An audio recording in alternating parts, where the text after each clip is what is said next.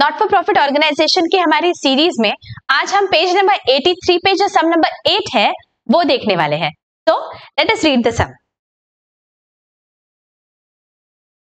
Dr. Abhinav Bharat started practice of medical practitioner as on 1st April 2019. He gives you the receipts and payments account for the year ended 31st March 2020 and the adjustments. Prepare income expenditure and balance sheet for the year ended 31st March 2020. तो जैसे ही हमारे पास receipts payments आता है, हम पहली चीज क्या करेंगे, हम पहले कहाँ जा रही है अमाउंट्स वो देखने वाले हैं, और इनकम एक्सपेंडिचर में जो जाएगी वहां पे आई लिखेंगे और जो बैलेंस शीट में जाएंगी वहां पे बी लिखेंगे। तो चलो रिसीट साइड पे क्या क्या है देखते हैं। कैश इंट्रोड्यूस 25,000, मतलब जब बिजनेस स्टार्ट किया था तब इतना कैश बिजनेस में लाया है, इसका क्या करना है वो हम बाद में देखेंगे। नेक्स्ट क्या है, विजिट फीस 10,000, मतलब मेरे इनकम एक्सपेंडिचर में आएंगी। Receipts from dispensary, again income expenditure में। Sundry receipts 5,000 income expenditure. ठीक है, अभी पेमेंट साइड पे चलते हैं और क्या क्या है देखते हैं। Bye furniture, furniture is my asset, तो ये मेरे बैलेंस शीट में जाएगा। इक्विपमेंट्स अगेन एसेट है तो बैलेंस शीट में। Drugs, this will go to my income expenditure account.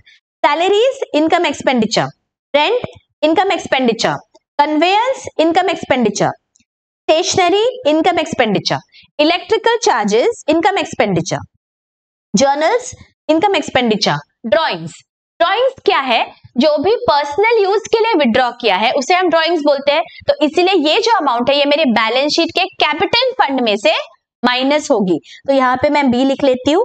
और balance carry down 2,000, this is what my cash और बैंक बैलेंस, इसे भी मैं बी लिख लेती हूँ। ठीक है, अभी हम क्या करेंगे, एडजस्टमेंट्स देखेंगे और जहां जहां एडजस्टमेंट्स है उन सारों को हम स्टार करके रखने वाले हैं। ठीक है, receipts in arrears, receipts in arrears are visit fees 2,000 and dispensary 500, तो visit fees और dispensary के आगे हम स्टार कर लेंगे। आगे क्या है देखो, outstanding expenses rent and salary, तो रेंट और सैलरी के आगे भी स्टार कर लेंगे। स्टॉक ऑफ ड्रग्स वाज 1,000, तो ड्रग्स के आगे star. And last is depreciate furniture and equipments, तो फर्नीचर और इक्विपमेंट्स दोनों के भी आगे स्टार कर दिया।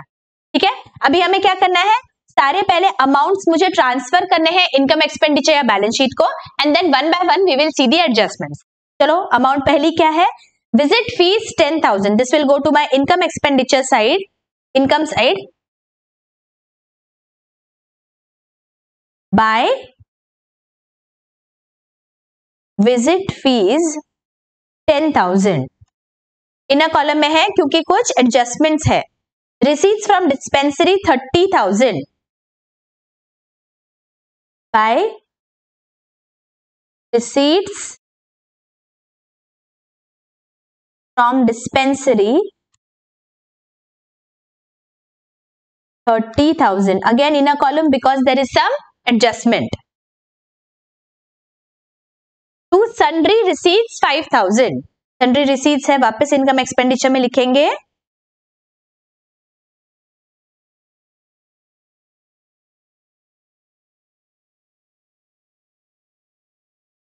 $5,000। ओके, आगे क्या है देखो, पेमेंट साइड पे क्या क्या है, फर्नीचर एंड इक्विपमेंट, तो बैलेंस शीट के एसेट साइड पे जाएगा।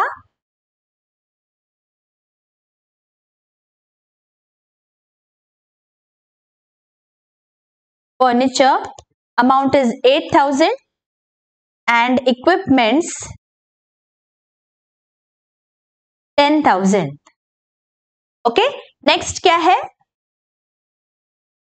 drugs and salaries, drugs is 7,000, salaries is 12,000, तो मेरे इनकम एक्सपेंडिचर में चलते हैं और यहां पे लिख लेंगे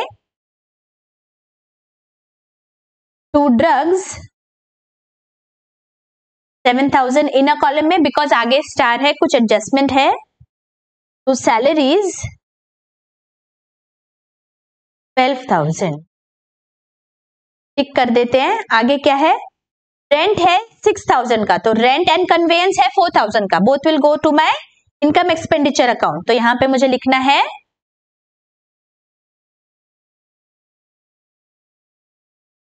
to rent 6,000 to conveyance 4,000.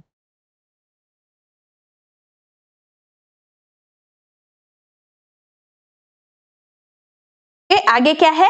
Stationery है 500 एंड इलेक्ट्रिकल चार्जेस 5,000. दोनों भी मेरे इनकम एक्सपेंडिचर में आएंगे. स्टेशनरी 500 to electrical charges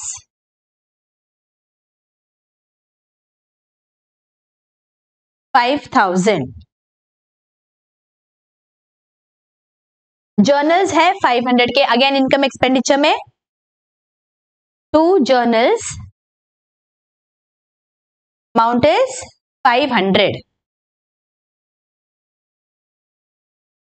आगे क्या है? ड्रॉइंग्स है 15,000 का. ड्रॉइंग्स क्या होगा मेरे?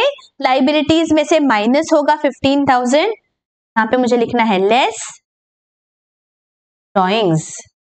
कैपिटल फंड में से 15,000 माइनस हुआ. यहां पे मुझे लिखना है कैपिटल फंड माइनस 15,000. ओके. आगे balance carried down 2,000. This is what my cash और बैंक बैलेंस. तो मेरे बैलेंस शीट के एसेट साइड में जाएगा कैश 2,000. देखो सारे हमने अमाउंट ट्रांसफर कर दिए हैं. क्या सारे अमाउंट ट्रांसफर कर दिए? Now I am going to do adjustments one by one. चलो let us move to the adjustments. चलो फर्स्ट एडजस्टमेंट क्या है? Receipts in arrears are visit fees and dispensary 500. Arrears इसका क्या मतलब होता है? Arrears का मतलब होता है outstanding. मतलब अभी मिले नहीं है, फ्यूचर में मिलने वाले हैं. कौन सी अमाउंट है? Visit fees and dispensary. तो इनकम एक्सपेंडिचर में चलते हैं और विजिट फीस के आगे हम ऐड करेंगे because it belongs to this year. I have to add the outstanding amount. और डिस्पेंसरी में भी जो भी आउटस्टैंडिंग है वो मुझे ऐड करना है. कितने हैं अमाउंट्स? 2,500.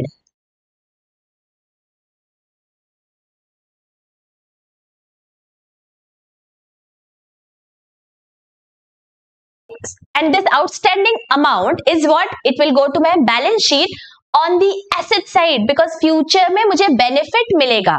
फ्यूचर में कुछ इनकम मिलने वाला है तो it will go to my balance sheet asset side. तो मुझे एसेट्स में लिखना है आउटस्टैंडिंग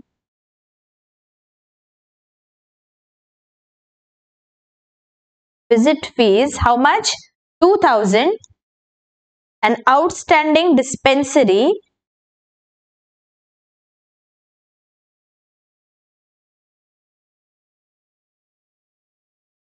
500. ओके चलो टिक कर देते हैं. आगे क्या है? सेकंड देखो outstanding expenses rent and salaries. Outstanding expense है लेकिन मेरा इस साल से रिलेटेड है तो मैं इस साल के अमाउंट्स में ऐड करूंगी. रेंट में 500 एंड सैलरीज में 1,000.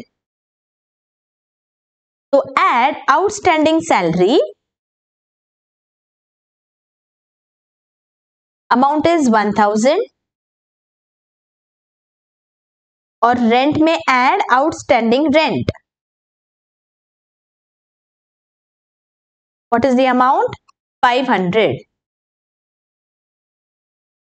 ओके.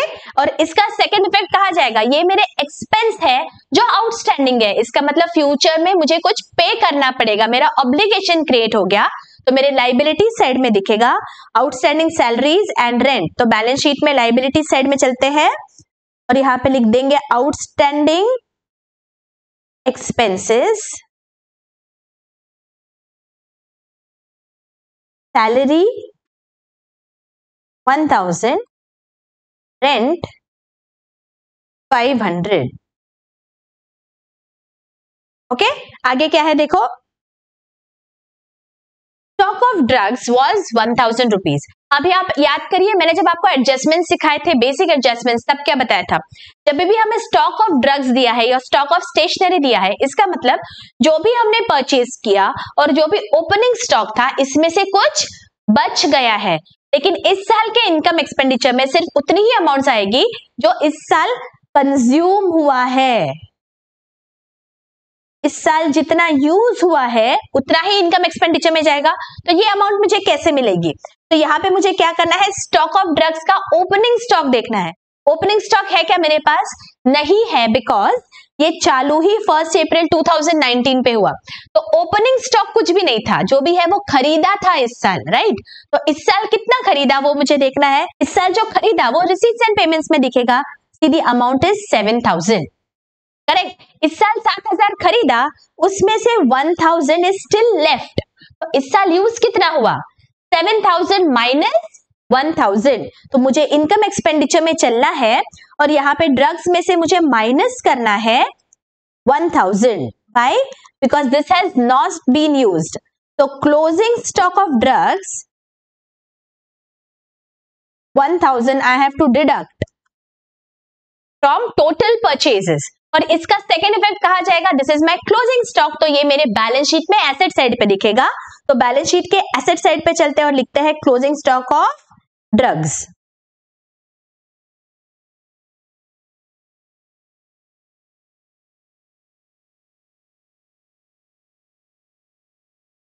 ये मैंने जब बेसिक एडजस्टमेंट्स बताए थे तो बहुत डिटेल में समझाया था।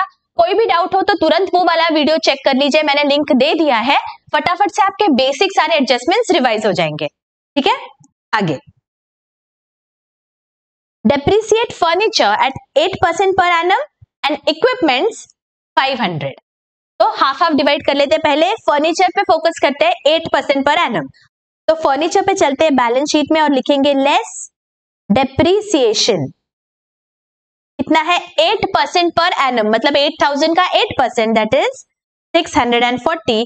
तो मेरा आउटर कॉलम में आएगा 7,360, राइट? 640 का सेकेंड इफेक्ट कहा जाएगा, इनकम एक्सपेंडिचर में जाएगा। तो यहाँ पे इनकम एक्सपेंडिचर ओपन करके यहाँ पे मैं लिख लेती हूँ टू डेप्रिसिएशन फर्नीचर 640 रुपीज।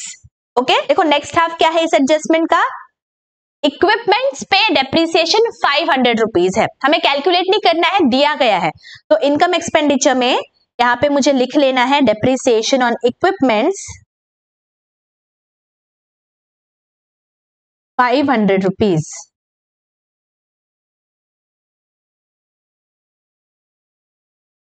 मुझे माइनस करना है बैलेंस शीट में इक्विपमेंट्स में से, less depreciation.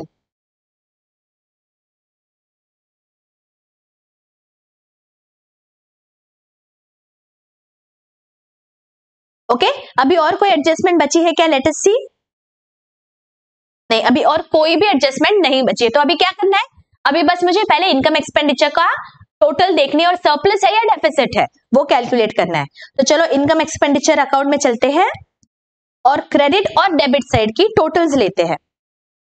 Total of my credit side comes to 47,500 और मेरी डेबिट साइड की टोटल आ रही है 36,640। तो ज्यादा कौन सी टोटल है? क्रेडिट साइड की है। इसका मतलब there is going to be some surplus. तो सरप्लस क्या होगा? Surplus is the difference. 47,500 minus 36,640 कितना आ रहा है? देखो 10,860। ये क्या है? ये सरप्लस है जो मेरे कैपिटल में ऐड होगा। तो सेकेंड इफेक्ट कहा जाएगा, बैलेंस शीट में जाना है मुझे और कैपिटल फंड में ऐड करना है सरप्लस 10,860। ओके, अभी क्या बचा? अभी मुझे बैलेंस शीट टोटल करना है, लेकिन बैलेंस शीट के टोटल करने के लिए मुझे कैपिटल का ओपनिंग बैलेंस कहां से लाऊं? यहाँ पे तो दिया ही नहीं है। तो देखो बच्चों, ये सब हम ठीक से पढ़ेंगे तो हमें समझेगा क्या दिया है। देखो फर्स्ट लाइन देखो, doctor Abhinav Bharat started practice as medical practitioner on 1 April 2019। मतलब उन्होंने जस्ट स्टार्ट किया है बिजनेस। तो उन्होंने जो भी बिजनेस में पैसा लाया है that will become the opening capital, right? वो मेरा कैपिटल हो गया। तो इसलिए वो अमाउंट मेरी कैपिटल फंड में जाएगी। तो उन्होंने पैसा लाया, ये कहां दिखेगा मुझे? ये मुझे रिसीट्स एंड पेमेंट्स में दिखेगा। जो मेरी फर्स्ट अमाउंट है, देखो cash introduce 25,000, this is what, this is my capital, जो ओपनिंग कैपिटल है बोल सकते हैं हम। तो इसीलिए 25,000 will be my capital fund का अमाउंट जो बैलेंस शीट में दिखेगा। तो इसीलिए मैं यहाँ पे 25,000 लिख रही हूं।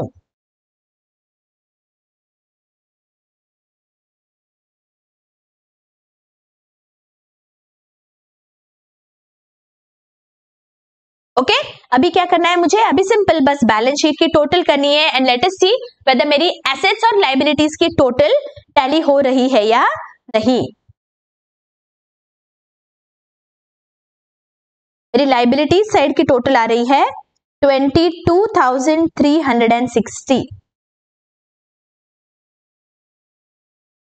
ओके एंड मेरा एसेट्स की टोटल आ रही है 22,360। दैट मीन्स अभी मेरा बैलेंस शीट हो गया है टैली। ओके तो ये सब अभी आपको समझ गया बच्चों।